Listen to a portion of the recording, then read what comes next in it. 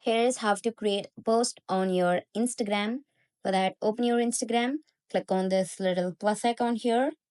So it will take you to the post and you can select from your gallery or you can take the image.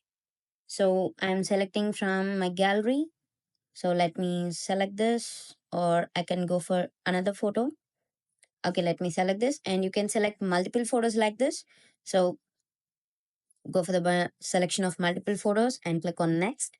If you click on next here, you can add filters. So I like this. So this is good, I think so for me. And you can add music. So you can select any of the music and click on next.